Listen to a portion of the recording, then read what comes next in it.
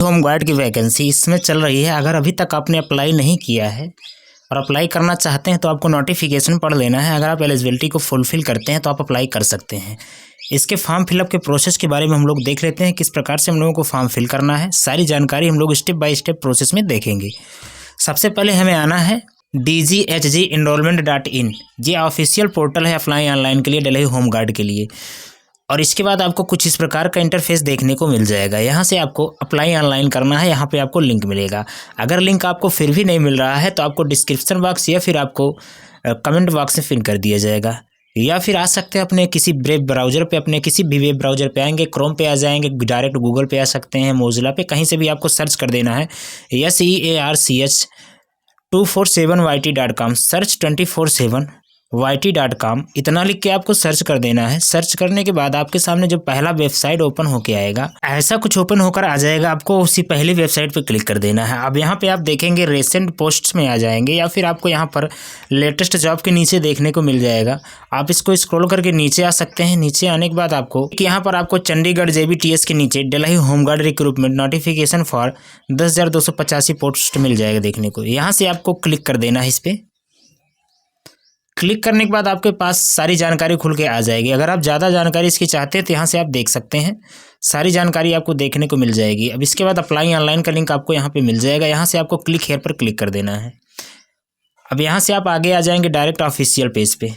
Official page पे आपको online करना है। जो रजिस्टर्ड कैंडिडेट है यहाँ पे उनके लिए लिंक मिल जाएगी। जो पेमेंट करना चाहते हैं, पेमेंट वेरीफाई करना चाहते हैं, एप्लीकेशन को आप देखना चाहते हैं जो आपने फिल किया है स्टेटस उसका, या फिर एप्लीकेशन फॉर्म का प्रिंट आउट लेना चाहते हैं, यहाँ से आप क्लिक कर सकते हैं। जो अप्लाई ऑनलाइन अभी करना चाहते हैं वो लोग अप्लाई ऑनलाइन पे क्लिक करेंगे। अप्लाई ऑनलाइन पे क्लिक करने के बाद आपको अपनी बेसिक डिटेल्स देनी होंगी। जो ओपन होता है हम लोगों को अपनी बेसिक डिटेल्स इसमें देनी है। जैसे आपको सबसे पहले पर्सनल डिटेल फिल करना है। इसमें आपको एप्लीकेंट का नाम देना है, एक मेल ID देनी है जो वैलिड और एक्टिव होनी चाहिए। फादर नेम आपको यहाँ पर दे देना है। जो फादर नेम देगा, जो लड़कियाँ हैं जिनकी शादी हो गई वो हस्बैंड नेम देंगी। कैटेगरी आपको यहाँ से सेलेक्ट करनी है। इसके बाद आपको अपना जेंडर यहाँ पे बताना होगा। इसके बाद आपको हाइट अपनी यहाँ सेंटीमीटर में लिखनी होगी। अब यहाँ पर आपको मोबाइल नंबर देना है जो वैलिड और एक्टिव होना चाहिए।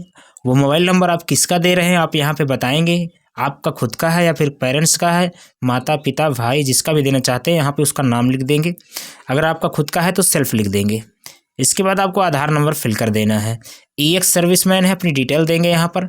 यस या नो पे क्लिक करेंगे। यस पे क्लिक करते हैं तो आपको सर्विस की डिटेल अपनी देनी होगी। पीरियड आपको बताना होगा, सर्विस लेंथ कितनी थी यहाँ पे बताना होगा। अगर नहीं है तो नो पे सिंपल सा क्लिक करेंगे और आगे बढ़ेंगे।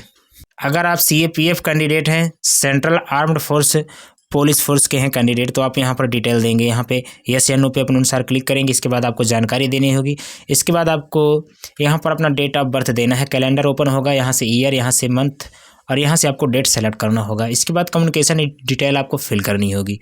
कम्युनिकेशन डिटेल में आपको अपना जो भी एड्रेस वो फिल करेंगे। इसके बाद आपको यहाँ पर सिटी सेलेक्ट करनी है। दिल्ली आएगा। जो दिल्ली के लोग ही इसमें अप्लाई कर सकते हैं। जो वहाँ के परमानेंट या फिर परमानेंट निवासी हैं उनके पास कोई एक ID हो जो अभी नीचे आपको देखने को मिल जाएगी। इनमें से कोई एक ID जो परमानेंट तौर पर वहाँ की हो, आप रहते कहीं भी हों, या फिर आपकी ID कहीं की भी हो, आपके पास इनमें से कोई एक ID होगी तो आप यहाँ के लिए अप्लाई कर सकते हैं। पिन कोड आपको देना है। स्टेट आपको फिर से दिल्ली यहाँ से सेलेक्ट करना है। यहाँ पे आपको सेम अगर है आपका तो यहाँ पे ब्लू टिक दे देना है एड्रेस। अगर आपका परमानेंट एड्रेस डिफरेंट है तो आपको फिल करना होगा फिर से। अब इसके बाद आपको यहाँ पर name of proof of resident, अब यहाँ से आपको रेजिडेंट प्रूफ सेलेक्ट करना है। कौन सा आपके पास प्रूफ है, पासपोर्ट है, इलेक्शन कमीशन फोटो ID जो आपका वोटर कार्ड होता है, राशन कार्ड है, ड्राइविंग लाइसेंस है, duly assisted passbook of public sector bank का कोई पासबुक हो। अब certificate issued by revenue department, जैसे तहसीलदार कोई डॉक्यूमेंट आपका इशू किया हो या SDM इशू किए हों, रेवेन्यू डिपार्टमेंट से जिसने भी इशू किया है अगर वो है तो इस पर ब्लू टिक दे देंगे। जैसे ही आप ब्लू टिक देंगे आपके सामने एक नया बॉक्स खुल के आ जाएगा। यहाँ पे आपको सर्टिफिकेट का नंबर देना होगा। इसके बाद आपको एजुकेशन क्वालिफिकेशन डिटेल देनी है। सबसे पहले नेम ऑफ एग्जामिनेशन देना है, मैट्रिकुलेशन डिटेल आपको देना है। यहाँ पे हाई स्कूल के आपको बोर्ड का नाम, सब्जेक्ट आपको देना है। सबसे पहले जितने भी सब्जेक्ट हैं आप बारी बारी से ऐसे हिंदी, इसके बाद इंग्लिश ENGLISH इंग्लिश लिख देंगे। इसके बाद मैथ लिख देंगे। जितने भी सब्जेक्ट हैं सारे सब्जेक्ट आप लिख देंगे। अब इसके बाद बोर्ड या यूनिवर्सिटी का नाम देना है। यहाँ पे इसके बाद आप आएंगे यहाँ पर रोल नंबर दे देंगे, हाई स्कूल का पासिंग ईयर आपको यहाँ पर दे देना है जिस सन में आपने पास किया है। इसके बाद आपको मार्क्स देना है, परसेंटेज में आपको मार्क्स देना है, या फिर सीजीपीए में है तो आप उसको ऑनलाइन कन्वर्ट कर सकते हैं, यहाँ पे दे सकते हैं।